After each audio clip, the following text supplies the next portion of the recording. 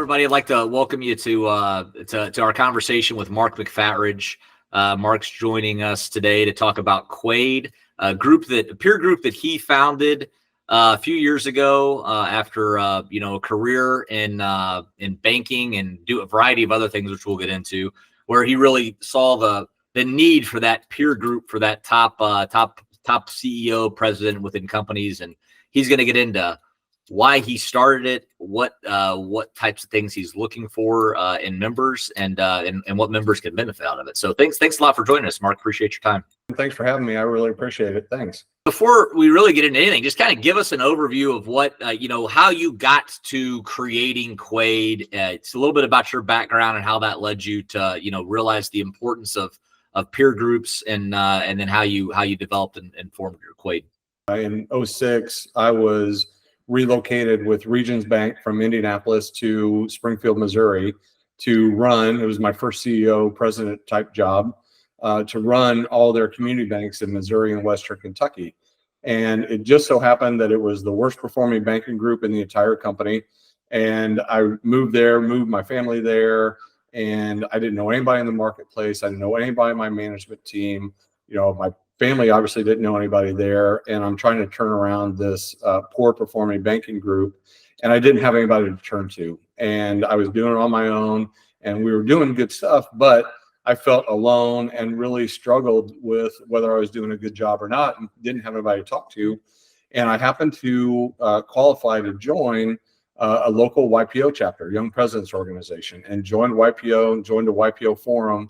And that's what changed my life and really set the foundation for what Quade is. So fast forward, had a really enjoyable, successful banking career, did a couple of other things, and was looking in 2021 to figure out what I wanted to do with like the last 10 or 15 years of my professional life, and kept thinking back to the experience that I had in this executive peer group, and wanted to do more of that, and saw a need for typically smaller privately held companies and their CEOs and business owners to provide them with the same outlet that I had, groupings of CEOs that are going through the same stuff. And so that's kind of the genesis of Quade. So it started, whatever that is, 18 years ago as kind of an idea. Explain to me the difference between like an executive peer group and like a networking group. Really, it's not about networking at all.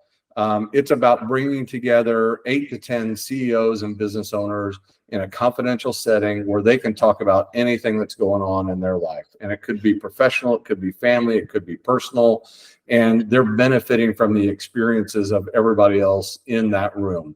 So that's what I would call an executive peer group or a CEO peer group.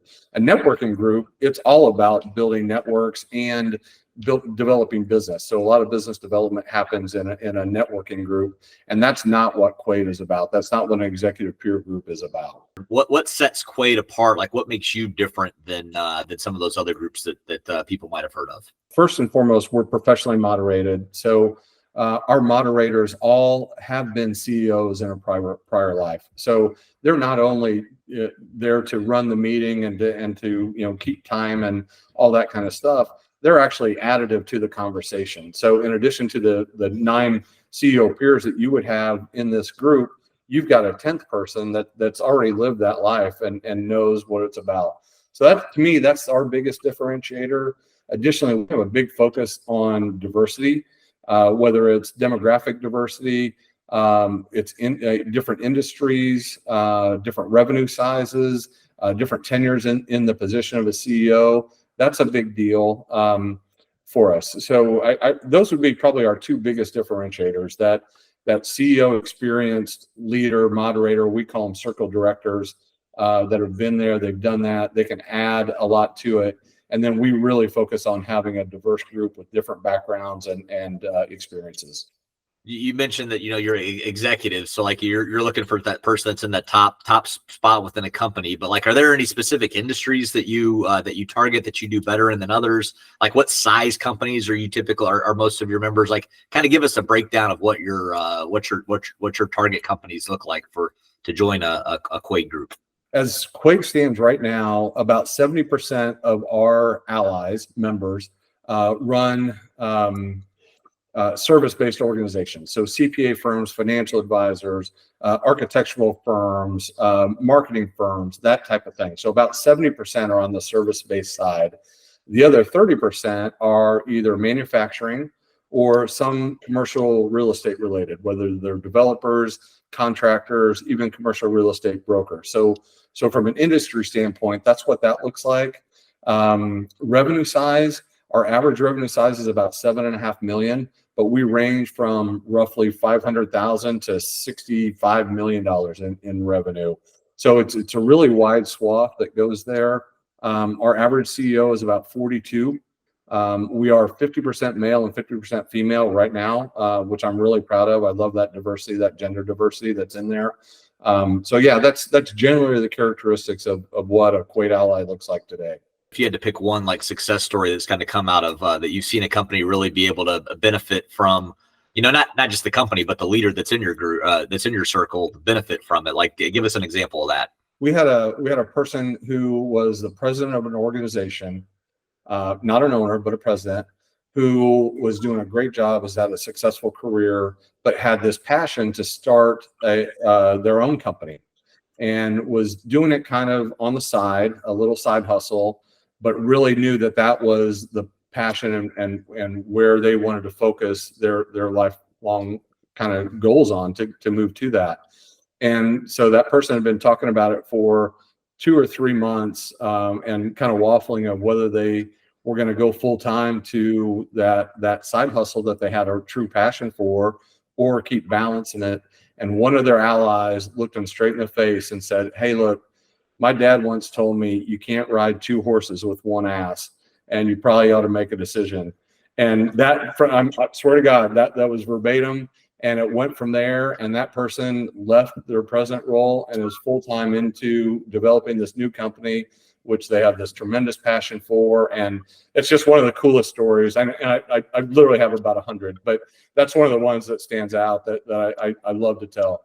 You get a lot of business owners in a room, and you're going to have a lot of egos that you're going to have to manage, and to try to get people to break their shells, get out of their shell and like be comfortable talking to everybody. I mean, that's probably, I would guess, one of the more difficult things that you do when you're starting a new circle. So talk about some of the strategies that you use to facilitate that conversation with a new group. Keep in mind that the way that a circle like this is successful is you have to have complete trust in everybody that you're around, right? We all sign NDAs and confidentiality statements and that type of thing. Trust comes from vulnerability and being able to be vulnerable and willing to be vulnerable. And so the very first meeting we don't talk about business at all. So we'll start out and we'll do a personality assessment, whether it's DISC or predictive index or something like that. And then we go, and the challenge is to tell your life story in 5 minutes without referencing anything business. And I don't tell them that up front. So if anybody's listening that's a prospect, they need to put that out of their head. But we don't tell them up front, so they have to think about that. And as well as I do, typically when somebody says, tell me about yourself, you immediately go to, well, I'm a CEO of a bank, or I'm a whatever. And this time you can't do that. And so it inevitably happens to be like, you know what? I grew up in small town Indiana.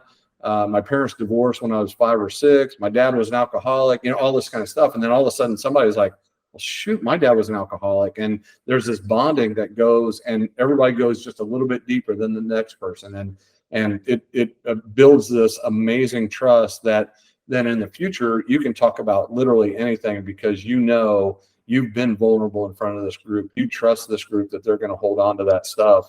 And so the foundation is set. We don't do trust falls, but that foundation is set from the first meeting. With all the different circles that you had here in Indianapolis, then I know that you were wanting to, your goal, you've been expanding those into different markets over the last couple of years. So why don't you tell us a little bit about that and how that's going? I started Quaid. It was going to be a lifestyle business. I was going to have a couple of circles that I did myself, and all of a sudden 2 became 3, became 4, became 5, and all of a sudden I'm like, wow, this is a real business. So late last year, really in November, we started to scale. And the way we're scaling is we identify a circle director in a market, and then we build circles around them. So for example, we've got a circle in St. Pete, Florida, And we've got a great circle director who's been a CEO, who's launched businesses and exited businesses, and he's going to be that circle director. And so we're building a circle around him by recruiting and bringing them in. And so we're constantly on the lookout for people that have been CEOs, that have had great business experiences, that want to lead a group of people and kind of give back some of their experiences and want to be a part of something like this. So that's what we're doing. So we're going nationwide. We've had inquiries from New York, New Jersey, Atlanta, Detroit, Chicago, Dallas, Southern California. So yeah, we're on a pretty fast growth pace right now. And what cities are you in right now? Indianapolis, St. Pete will be our next one, and then we've got a virtual circle that's forming right now. So then we'll start on the rest of those. If I'm joining a group for the first time, I'm probably going to have a bit of a wall up in that first meeting. So like that first meeting, I'm going to try to feel people out, especially if I don't know anyone else that's in my circle. I'm going to have a little bit of wall up. So I guess, do you see that people will kind of not open up as much that first meeting, but then will open up more in the second, third, fourth, and as you kind of get into it? Or do you feel like you've got the tools in place to get people to open up in a faster manner?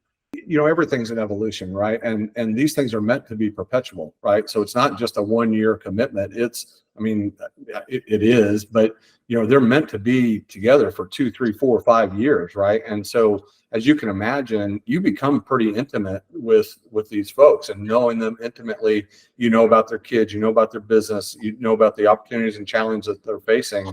And so over time, the more that you're together, the more you trust, the more you're willing to share. So yeah, it's definitely an evolution, but I do think we do a really good job up front on the, first coming into it, but then that first meeting of really establishing that vulnerability expectation and that trust piece. But yeah, it definitely evolves over time for sure. Unapologetically authentic. Walk me through where you came up with that and what that means. As I said earlier, this thing was meant to be just kind of a lifestyle business. And so while I had a website, it wasn't professionally done. We just kind of put it together to look professional. So we had one. And so when we decided to scale, I took some of my own medicine and I engaged a marketing firm, actually Chrissy Edgington at MyWide Marketing. And we did a brand discovery session that lasted about 3 or 4 hours. And it felt like I was on the couch of a psychiatrist. She kind of went through and all the things of why did you start Quaid and all this kind of stuff. And so through it all, and Jordan, you know me well enough that I am who I am no matter where I am, whether I'm in a board meeting, whether I'm in, grabbing a beer, whether I'm, with family or friends or whatever, I'm the same person.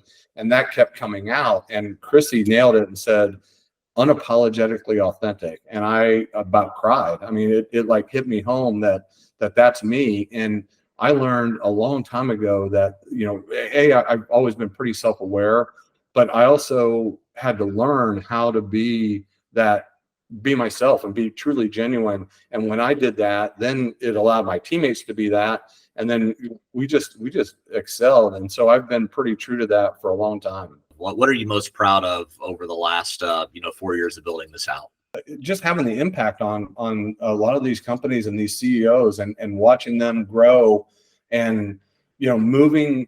A lot of what we talk about, Jordan, is, how do you build value in your company? And so many people in smaller privately held companies, the founder, the entrepreneur, they're doing all the day-to-day stuff, and that's holding their company back. And so elevating into a CEO mentality from a business owner mentality has been a fun treat to watch. So many of our allies do that. And, and I say that, if you have business owner on your LinkedIn profile, that's, in my opinion, that's kind of an ego thing, right? Hey, I'm a business owner and you should be proud of that.